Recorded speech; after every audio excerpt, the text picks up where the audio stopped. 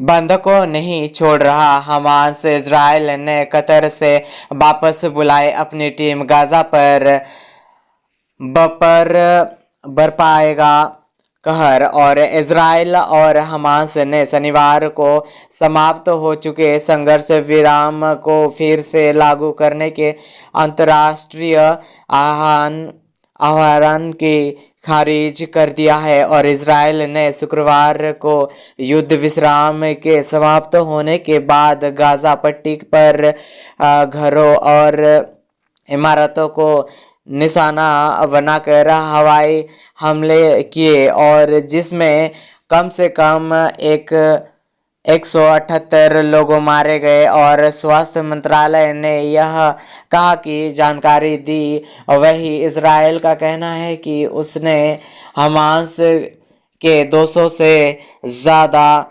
ठिकानों को निशाना बनाया और करीब 240 लोग मारे गए। और संयुक्त राष्ट्र के अनुसार गाजा ने अनुमानित 17 लाख लोगों, लगभग 80% आबादी 8 सप्ताह के युद्ध के कारण विस्थापित हो गए हैं।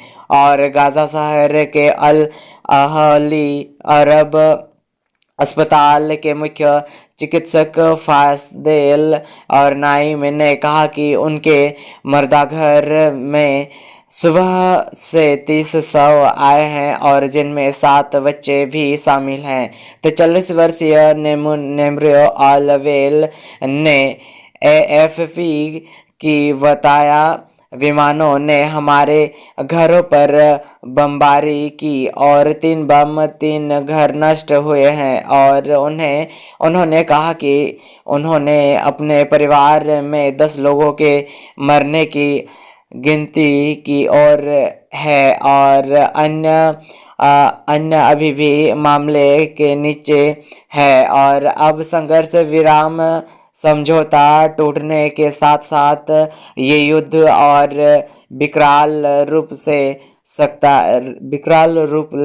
सकता है। संघर्ष विराम मिस्र और अमेरिका द्वारा समर्थित कतर की मदद से किया गया था, और इजराइल और हमास ने दूसरे संघर्ष के विराम की शर्तों का उल्लंघन करने का दोष मढ़ा है। और मिस्र ने साथ मध्यस्थ के रूप में काम कर रहे कतर ने हमले के लिए इजराइल की भूमिका का संकेत दिया है। और हालांकि अब इजराइल ने कहा कि नए सिरे समझौते शुरू करने के लिए कतर गई टीम की वापस लिया जाए। और शनिवार को इजराइल ने कहा कि हमलों में नए सिरे से विराम हासिल करने के उद्देश्य से वार्ता में गतिरोध पर पहुंचने के बाद दोहा से अपने वार्ताकारों को वापस बुला रहा है। और इजरायली नेताओं को कार्यालय ने कहा कि बातचीत में गतिरोध के बाद प्रधानमंत्री बेंजामिन नेतन्याहू ने निर्देश पर मोसाद के प्रमुख डेविड बर्निन ने दोहा में अपनी टीम को इजराइल लौटने का आदेश दिया। और फ्रांसीसी राष्ट्रपति एमेनुएल मैक्रों ने सभी बंधकों को मुक्त करने की अधिक सहायता की अनुमति देने और इजराइल को उसकी सुरक्षा का आश्वासन देने के लिए स्थायी युद्ध विराम का पहुंचने के लिए प्रयास तेज करने की अपील की है। और कतर के विदेश मंत्रालय ने कहा कि युद्ध विराम की समाप्ति के बाद पहले घंटों में गाजा पट्टी पर जारी बमबारी मध्यस्थता के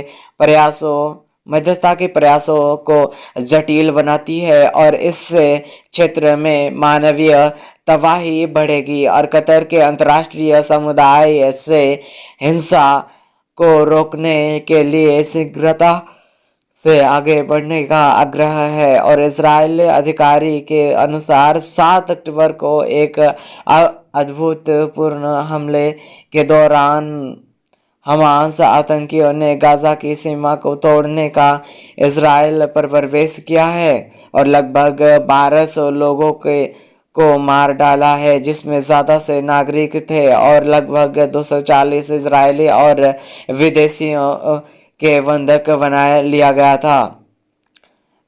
गया है। और गाजा पर नियंत्रण रखने वाले हमास अधिकारी का कहना है कि इजराइल ने जवाब में हमास को ख़त्म करने की कसम खाई और हवाई ज़मीनी अभियान चलाया, जिसमें 15,000 से अधिक लोग मारे गए और जिसमें ज़्यादातर नागरिक भी शामिल हैं। और आगे खबरों में बने रहने के लिए दोस्तों चैनल को सब्सक्राइब करें।